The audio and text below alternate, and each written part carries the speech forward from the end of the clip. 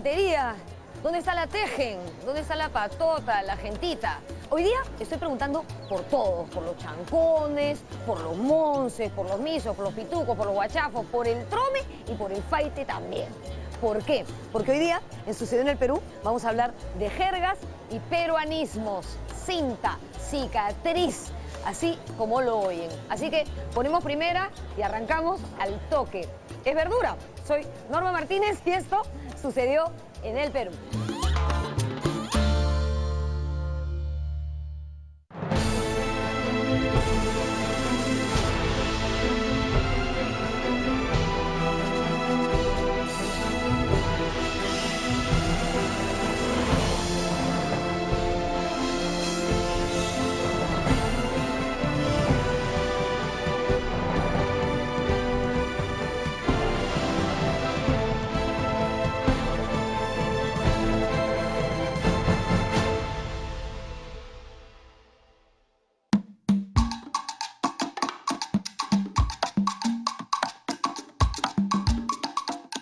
Podríamos decir que los peruanos hoy no hablamos español menos castellano, hablamos peruano.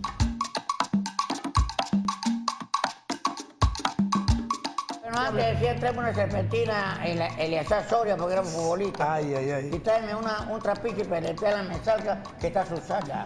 O sea, tráeme un trapo para limpiar la mesa que está sucia. No lo vean. Tú no puedes decirle a alguien, no digas tal palabra porque no existe. Sí existe, la estoy usando. Y es más, lo que yo uso en algún momento se vuelve norma, ¿no? Lo que pasa es que la gente tiene la idea de que si no figura en el diccionario de la Real Academia Española, la palabra no se debería decir. Pero en realidad no es así. El uso manda.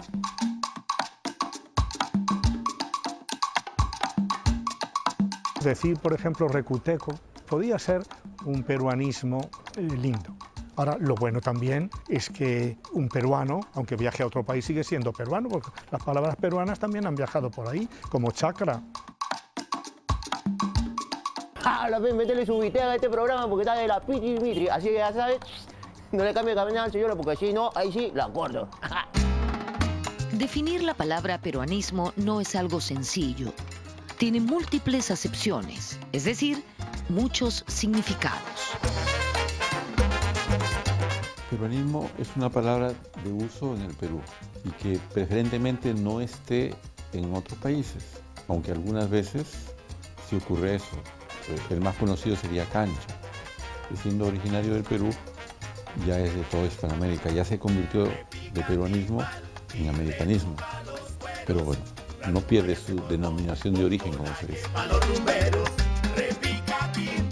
No, para mí es toda palabra que se ha originado aquí en el Perú, o que habiéndose importado junto con el caudal castellano que llegó a nuestro país, se le ha dado matices distintos, ¿no?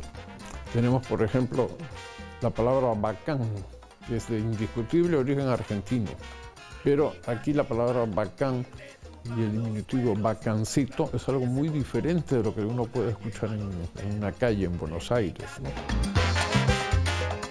Hay quien cree que peruanismo es una palabra que se habla en todo el Perú y solamente en el Perú.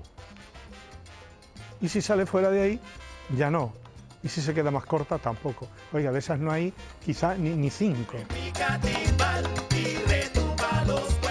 Es una palabra que tiene origen en una lengua americana, amerindia, ¿no? Como por ejemplo papa. Papa que ha salido de aquí pero que lo usa todo el mundo hispánico. O cancha, con el sentido de losa amplia, donde se juega fútbol, por ejemplo, ¿no? Ese es un peruanismo. Eso es por un lado. Luego, puede ser una palabra que ya existe en castellano y que nosotros lo tomamos con otro uso, ¿no? Por ejemplo, imagínate la palabra malograr. Un escritor malogrado en España significa un escritor que ha muerto joven, pero para nosotros eso tendría otro significado, la palabra malogrado, ¿no?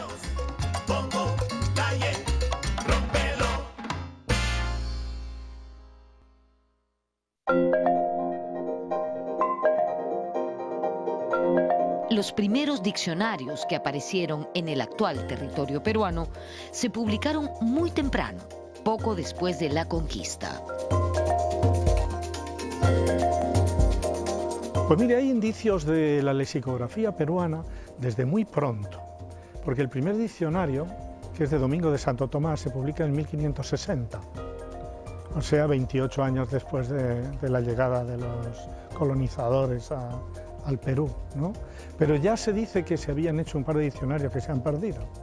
Quiere decir que viene enseguida la necesidad de recoger las palabras de otra lengua para poder estudiar esa lengua y comunicarse con los nativos, porque créame, vienen 12 españoles, entonces, ¿cómo van a imponer, aunque hubieran querido, su lengua? Es imposible a todo un imperio, ¿no? Y pronto empieza la necesidad de hacer diccionarios.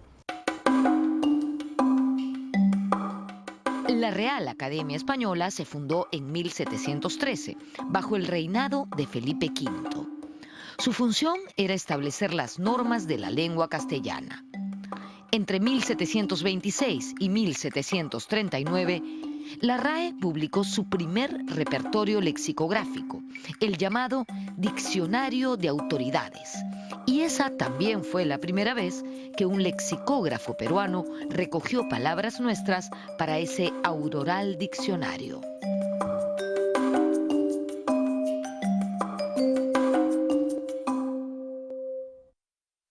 En 1734, la Real Academia Española le encargó al religioso piurano Diego de Villegas y Quevedo que hiciera una revisión de la letra M en el Diccionario de Autoridades. Él aprovechó esta ocasión para incluir algunas palabras de origen americano y entre ellas introdujo el término mazamorra, de origen peruano, sí, mazamorra, esa que se refiere a ese postre tan rico.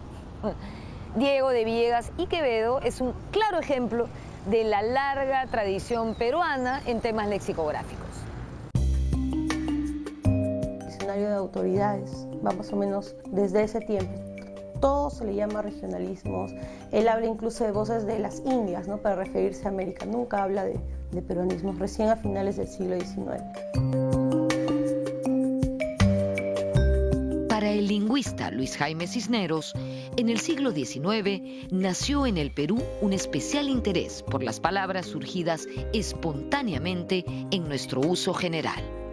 Uno de los interesados en recoger estas palabras fue Antonio Pereira y Ruiz, quien publicó en 1816 Noticia de la muy noble y muy leal ciudad de Arequipa en el Reino del Perú.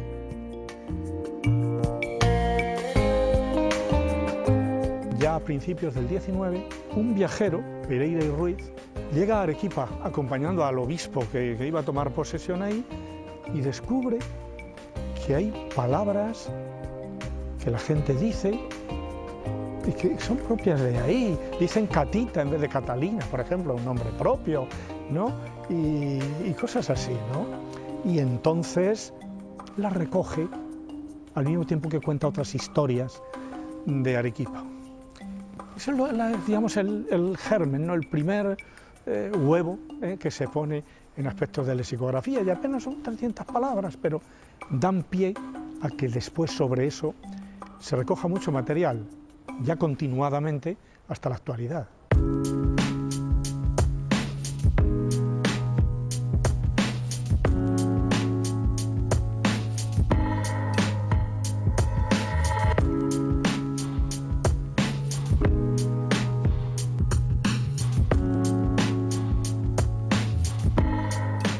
Más de una vez en Sucedió en el Perú hemos hablado de Juan de Arona, cuyo verdadero nombre era Pedro Pasoldán y Unanue.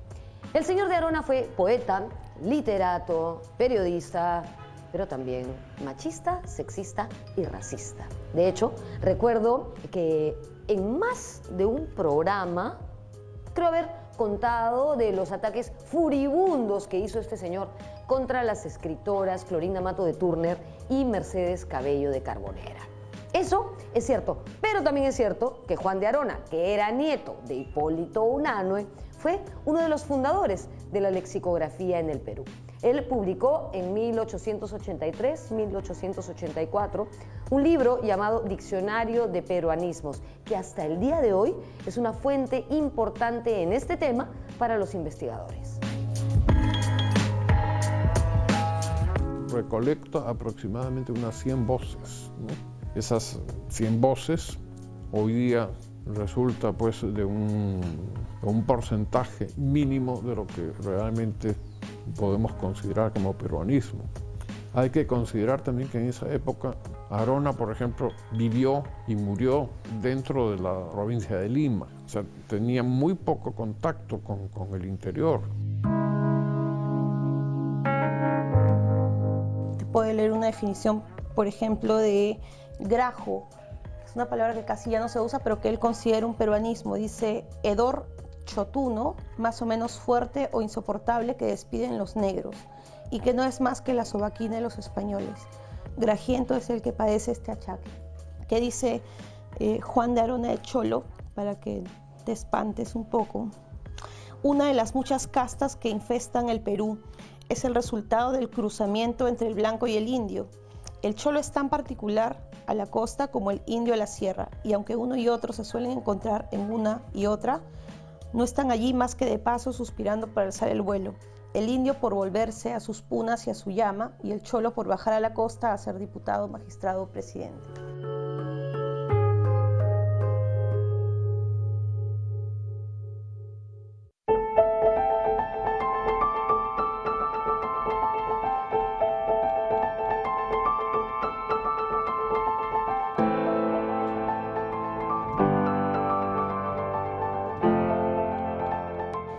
De los grandes lexicógrafos peruanos del siglo XIX fue Ricardo Palma. Sí, Ricardo Palma, quien acogió en sus tradiciones peruanas expresiones características de nuestra habla popular.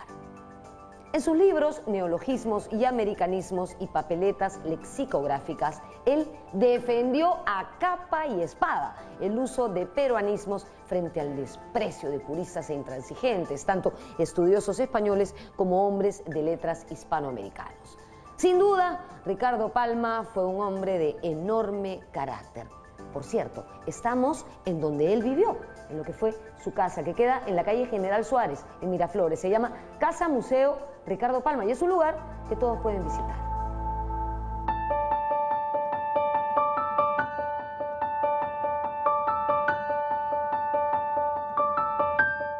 La mayoría lo conoce como tradicionalista, pero en realidad también era muy aficionado al léxico.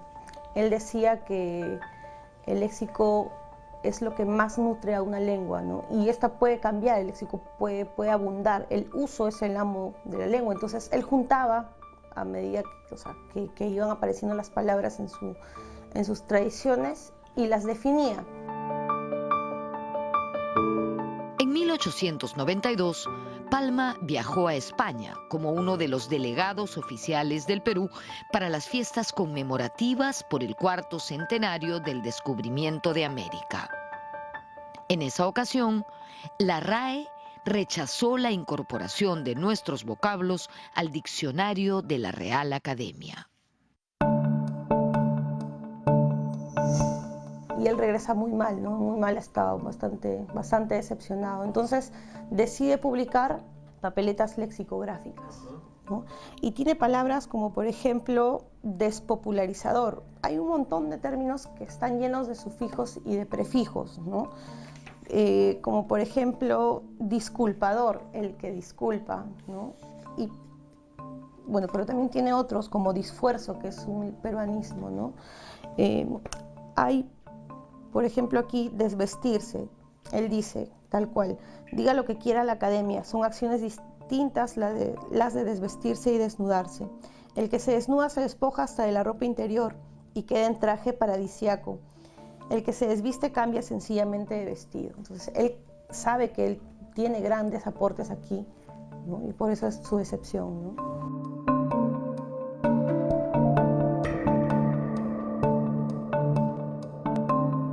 Con el tiempo, Ricardo Palma se ha convertido en el patrono de los americanismos, las palabras de América, y su retrato, una pintura de Palma, está en la Secretaría General de la Asociación de Academias de Madrid. Es un honor y un reconocimiento para él, ¿no? Y para nosotros.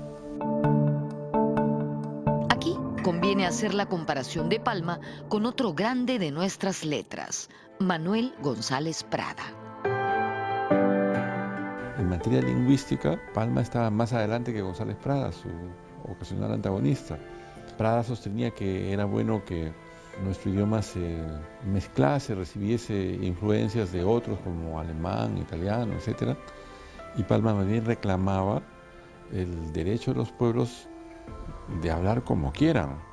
Y en el caso de los peruanos, la mezcla natural era con el sustrato quechua, aymara y las lenguas amazónicas, que es lo que ha ocurrido realmente. En ese sentido, podemos decir que Palma tiene una fina intuición lingüística, casi un futurólogo, digamos, de la época. En ese tiempo me acuerdo, estaba un pata que en paz descanse, ¿te acuerdas de Willy Hurtado? Que no es el Willy Hurtado del Zafazapa, sino otro pata que ya en paz descanse. Bueno, y él era pues un capo inventando jerga, y estaba de moda Yersinho, el jugador de fútbol pues, el brasilero. Y también Pasarela, que era también jugador de fútbol. Entonces un día yo iba a cruzar la pista sin percatarme que venía un carro. Y entonces me dijo Yersinho, o sea, Yara, Yersinho. Cuando pasó el carro, digo, ahora sí, Pasarela. Maña, le salió al toque, pues, ese era un capo.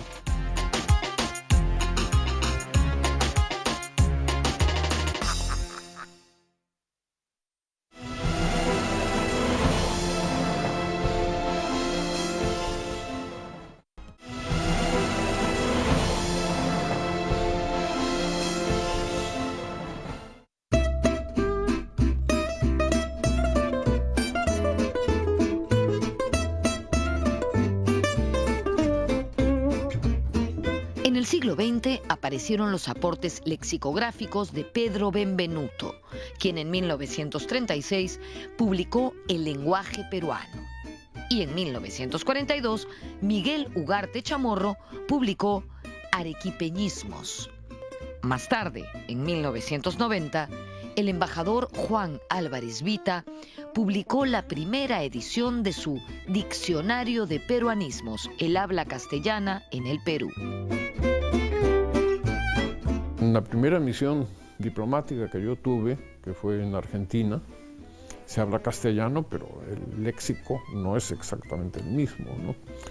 Yo recuerdo cuando fui a una ferretería para comprar artículos de limpieza y dije, necesito un trapeador. Se quedaron mirando, el trapeador. Bueno, les expliqué qué era lo que quería. Ah, eso se llama lampazo, ¿no? Bueno, la alcayata, que es ese clavo que tiene un gancho, también es desconocida por completo ahí. Álvarez Vita identifica además peruanismos que provienen de la migración china al Perú.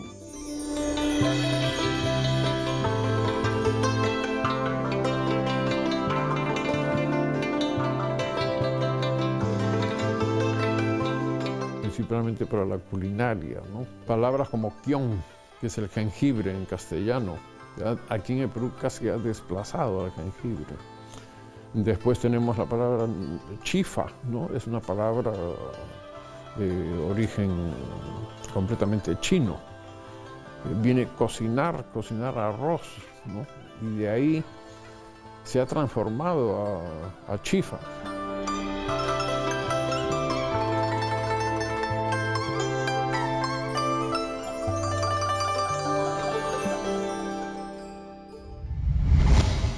En nuestros peruanismos, los sufijos son utilizados de manera muy curiosa.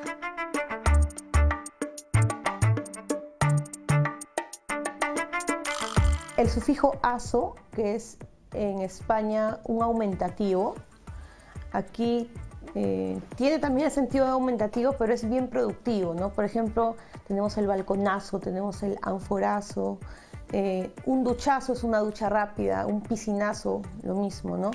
Pero es muy peruano también el paquetazo, ¿no? Y el tarjetazo, de obvios significados.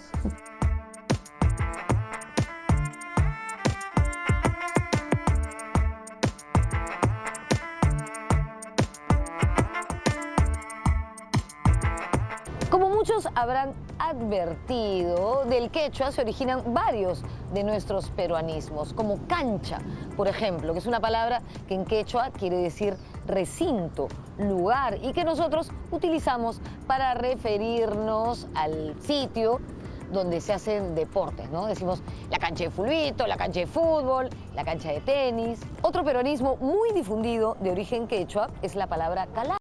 Marta Hildebrand dice que esa palabra es de uso exclusivo en el Perú, y eso es verdad, porque es una palabra que no se entiende fuera de nuestras fronteras, ¿no? En el mundo castellano se dice desnudo, no calato.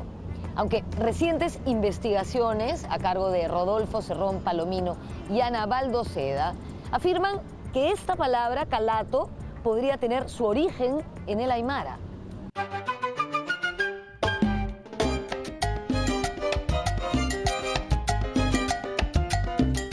Hay palabras que nacen de ambientes populares y que luego van escalando, ¿no?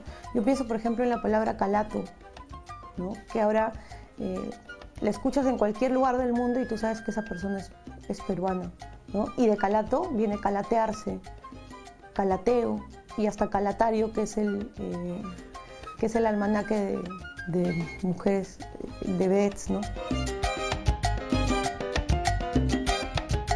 Claro, viene Calatayud, también es antiguo. Pues. Claro, estoy Miss Universo, estoy Calatayud, estoy aguja. El hombre sale de casa, el hombre está Libertad Lamarque, o sea, Libertad Lamarque está libre. Libre, pues.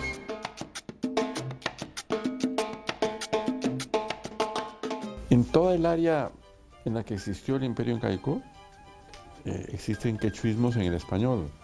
Eso quiere decir que tenemos muchas palabras compartidas que vienen del quechua, con Bolivia, con Ecuador y con Colombia, la parte sur de Colombia, por ejemplo, Pasto, ¿no?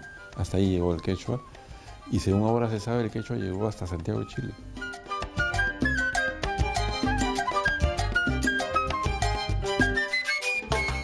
La palabra pilcha para una ropa, ¿no? Bueno, pero a pesar de que siempre se pensó de que era de origen argentino, yo revisando, haciendo investigaciones en archivos históricos en el Cusco, encontré un documento en el cual le estaban haciendo un encargo de varias pinturas a un artesano cusqueño, y ahí dice que él se compromete a darle 3 juegos de pilchas a los alumnos practicantes.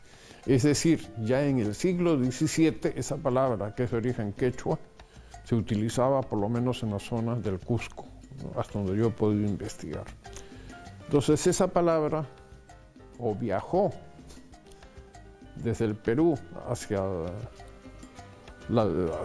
Buenos Aires, que en esa época formaba parte del virreinato del Perú, o simplemente, como el norte argentino todavía utiliza el quechua, llegó por ahí. Esto sería cuestión de investigar más.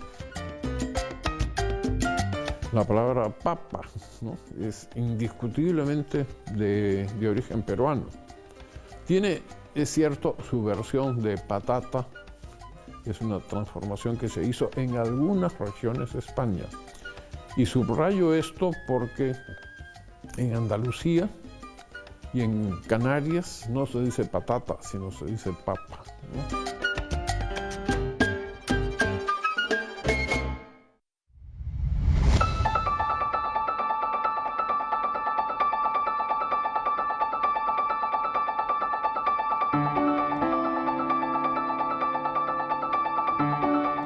Queremos dedicarle este programa a manera de homenaje a 2 personas. Lamentablemente, una de ellas falleció en el 2018. Me refiero a Julio Hevia, psicoanalista y profesor universitario, un verdadero experto en el habla popular. Era un placer escucharlo disertar sobre estos temas.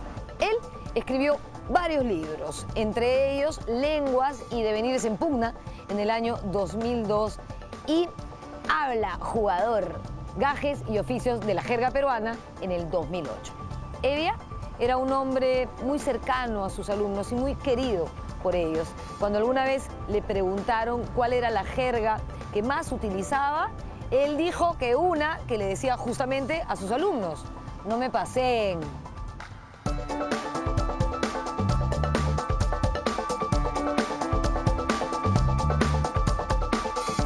Otro personaje fundamental que no podemos dejar de mencionar en un programa como este es, por supuesto, la doctora Marta Hildebrand. Ella es una experta lingüista, lexicógrafa, que ha dedicado prácticamente toda su vida al estudio, investigación y difusión de la lengua castellana. Marta Hildebrand ha escrito muchísimos libros, entre ellos, por ejemplo, La lengua de Bolívar, en 1961, que más tarde fue reeditado con otro nombre, El léxico de Bolívar. Y estoy segura que muchos de ustedes habrán leído el Diccionario de Peruanismos, o El habla culta, o lo que debería serlo.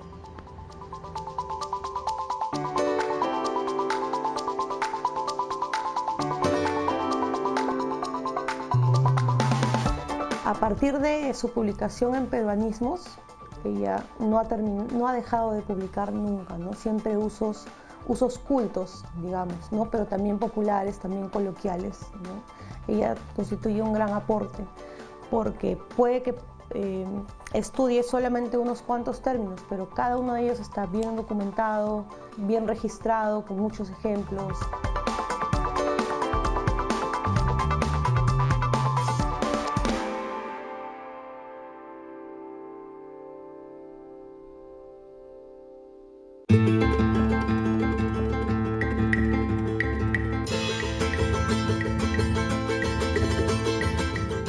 Hay peruanismos que provienen del quechua. Algunos nacen de otras lenguas originarias de América.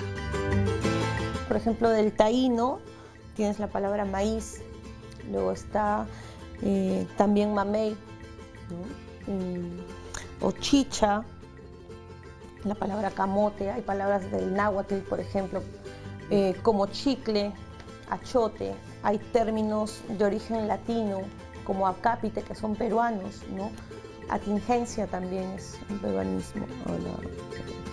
Festinar, que es acelerar los trámites, ¿no? Que ya no se usa.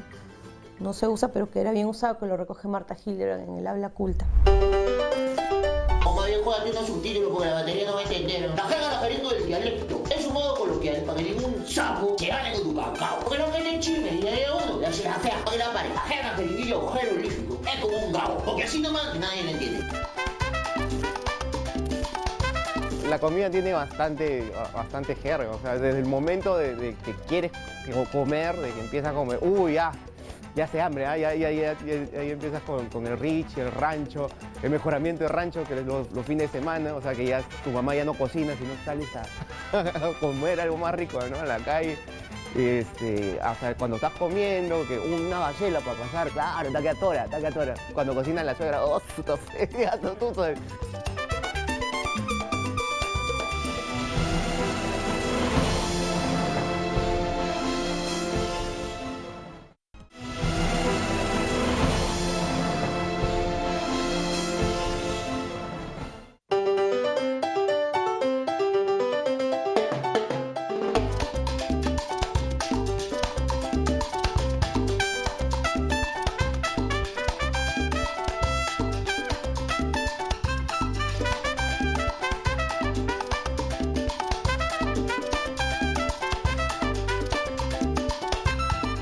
La palabra Gil quiere decir, y aunque me bauticen Gil, hay un tango, Gil es Gilberto, ya nosotros ponemos Gilberto, ¿no? Gilazo, de tonto, de cinta, por ejemplo, sí, simapiril, cincel, sillón, cicatriz y sin chamba. Claro. Ahí y va, ahora ya. la última vez que pasa la pregunta, ¿me vas a la fiesta? ¿Vas a ir a la fiesta? Al berre. Al revés, pues.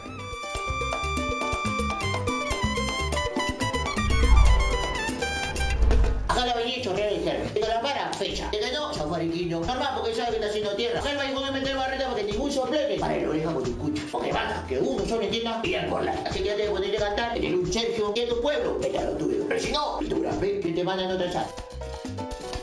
No soy tan de jergas, normalmente mi personaje es más, pero la clásica, ¿no? Monstruo, maña, pajita pulenta, tapiolenta, porque era piola, pulenta, piolenta, vientos, cuando te salía algo bien, vientos, yuca, aso, que tranca, causa. La de cole, pues, claro. la chilindrina bien Elena al Polo Campos. Cuando vas a comer, uy, ya estoy con el filo, vamos a meterle el Richie, ay, la bajada. Entonces toda esa vaina conforman una jerga, que en realidad es una forma de hablar para ciertos momentos del día a día.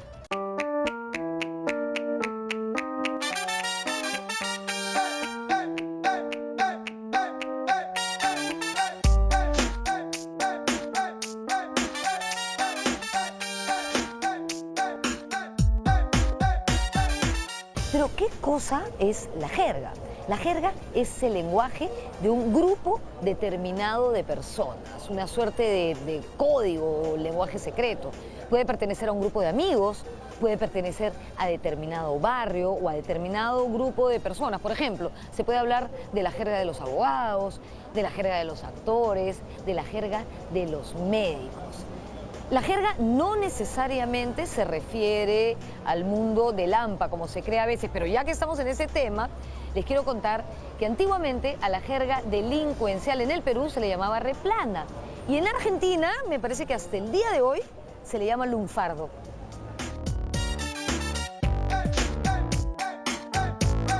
Hay palabras que son de lenguaje estándar, culto, y otras que son de origen popular, familiar, o lo que la gente llama jerga, ¿no? Que son los lenguajes particulares. Estos últimos tienen la característica de que comienzan siendo un lenguaje secreto. El ejemplo sería el lenguaje lampa, ¿no? Pero con el tiempo las palabras viajan y todos las conocemos. Esta cara, compadre, esta cara salió en TV y ahora todas las gilitas se me echan.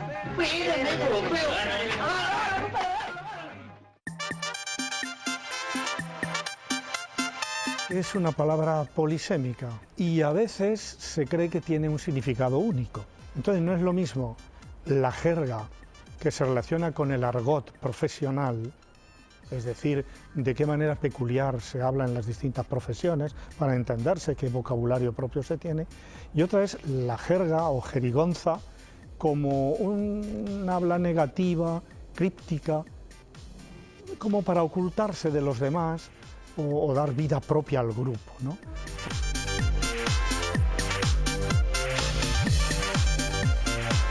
Uno lógicamente aprendía de los viejos. Y los viejos tenían una jerga que a veces a uno lo dejaban en cero. ¿Qué cosa quiere decir eso?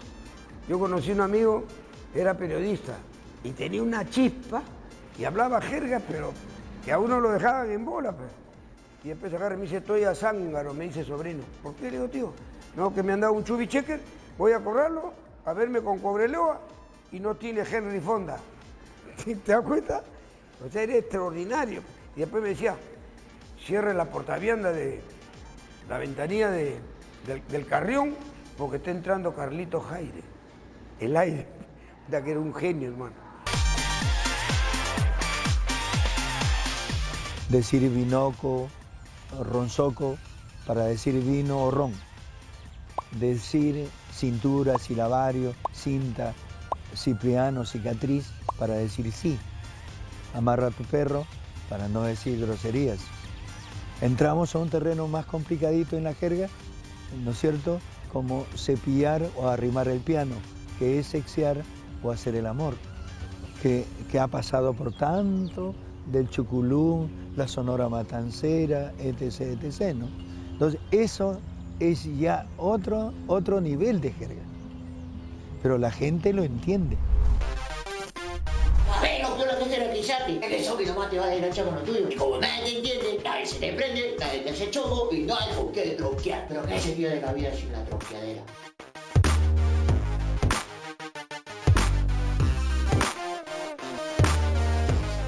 Allá en Zárate hay un taco donde va un amigo y siempre me trae las fresquitas. Pues, me dice, hoy día entró un soplete, por la llanta nomás lo sacamos. Entonces todo el mundo está diciendo, ¿qué fue?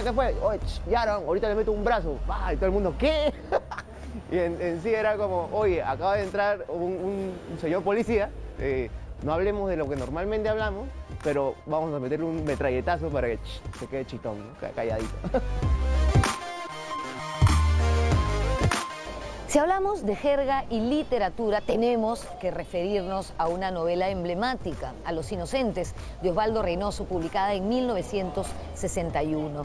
Esa fue una de las primeras novelas en las que realmente se retrató el habla popular, el habla coloquial, la que se oía en las calles de Lima.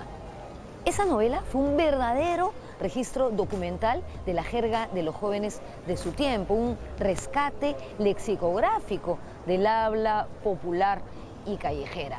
Allí aparecieron publicadas por primera vez palabras como arrochar, como tombo y como trome. ¿Saben cómo nace trome? Hay una forma de jerga que se hace invirtiendo las sílabas de las palabras, ¿no es cierto? Grone, negro. Bueno, trome nace así: maestro, mestro, metro, trome.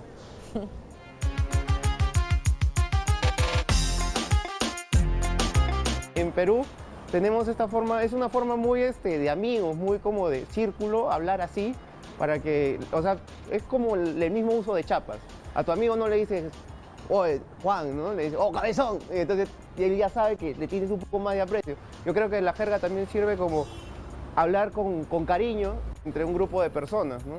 Normalmente cuando vas a pichanguear, la gente ya empieza con la jeringa, iba a decir, con la jerga. Y es como simplemente unificar, es un grupo de palabras que te ayuda a unificar un grupo de personas con el que a la final sientes alguna afinidad, ¿no? A un de jeringa puede sacarte campito, es el ritmo que te florea. Y hago su repetida zapata, le hace pagar derecho al piso.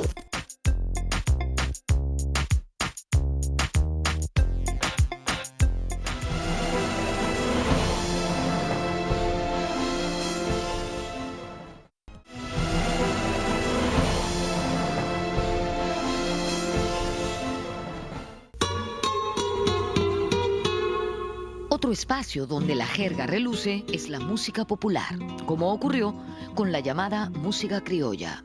Bañada por las aguas de un mar que te acaricia, coqueta y soñadora, así eres Lima tú.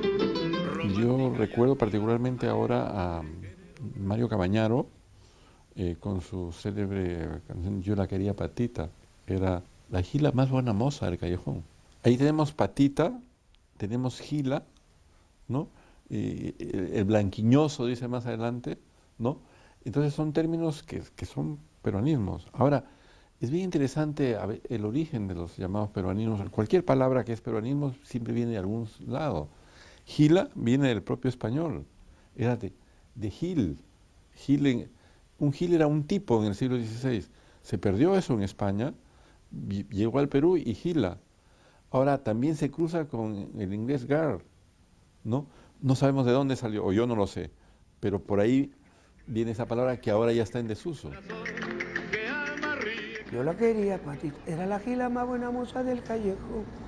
Y te compré mis ojos rojimios por el llanto, porque yo era carreta por culpa de una mujer. Yo la quería Patita, carreta, ya no se use.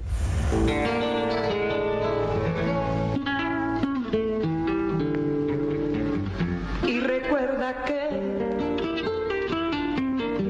jazmines en el pelo y rosas en la cara, airosa caminaba. En la canción La flor de la canela, Chabuca Granda introduce un peruanismo, la palabra lisura, como sinónimo de gracia, donaire.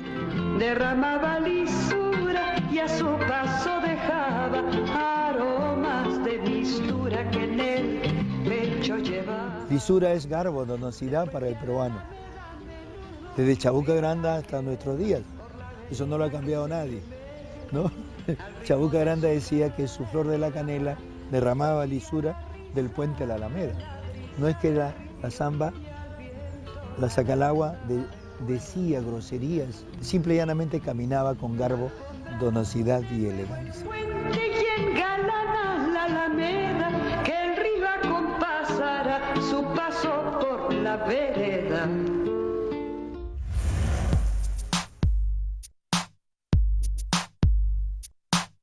Actualmente, no solo escuchamos jergas populares en las calles o en la música y la literatura.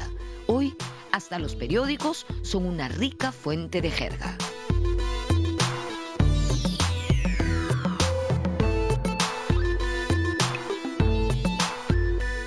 última primera hora plana. era jeringa. Sí, pues, decía cogotean a Bejarano, o sea, cogotean al viejo, así. Le pasaron corriente al tío, así. Las palabras se trasladan de un lugar a otro, de una lengua a otra, de acuerdo a los contactos e influencias que existen entre determinados países.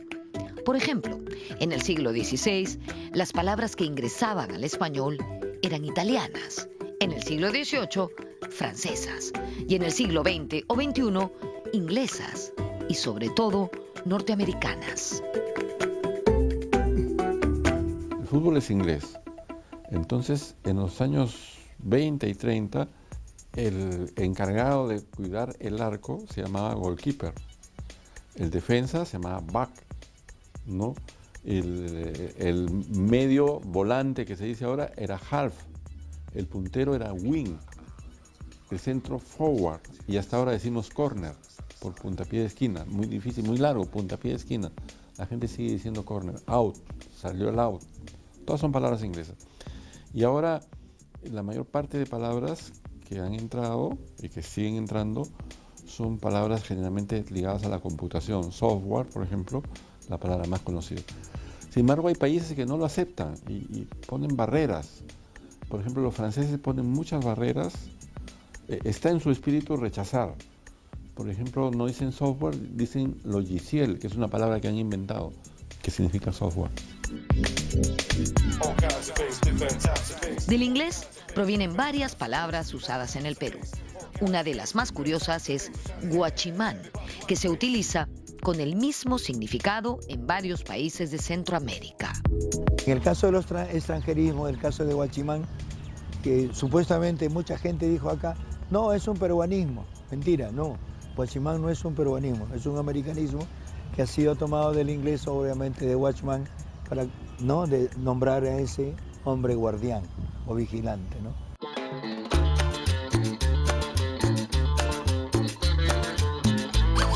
En el Perú, el lenguaje del transporte es rico y variado.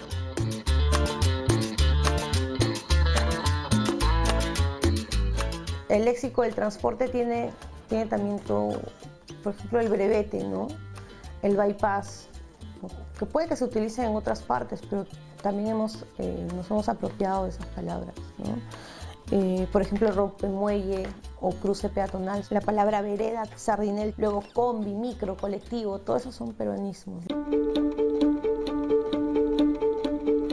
El año 2016, la Academia Peruana de la Lengua publicó Di Perú, Diccionario de Peruanismos. Este gran libro de consulta se enfoca en el significado de las palabras y no en la etimología. Esta obra es el intento más completo desde Juan de Arona, que se ha hecho hasta hoy, por recoger las palabras que usamos los peruanos. Pues se publicó un diccionario que creemos que es interesante, que no contiene todas las palabras que teníamos recogidas. Teníamos unas 14.000 entradas y este tiene como unas 9.000 o 9.500.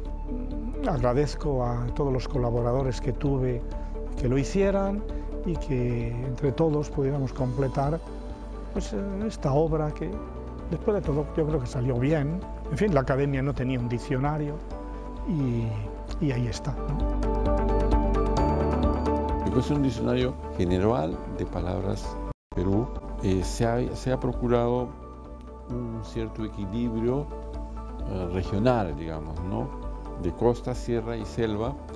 Se ha puesto mucha atención a una cantidad de palabras de ciertas áreas y no de otras. Tiene más o menos más de 9.000 voces y no es un esfuerzo de una sola persona, sino es toda una corporación, ¿no? Más de 50 investigadores han trabajado allí. Es un gran diccionario, es una gran fuente de consulta. Cada palabra está bien documentada con ejemplos de uso, ¿no? Tiene citas, se avala en citas y que es una gran obra en realidad, ¿no? Que ha demorado más o casi 10 años en realizarse.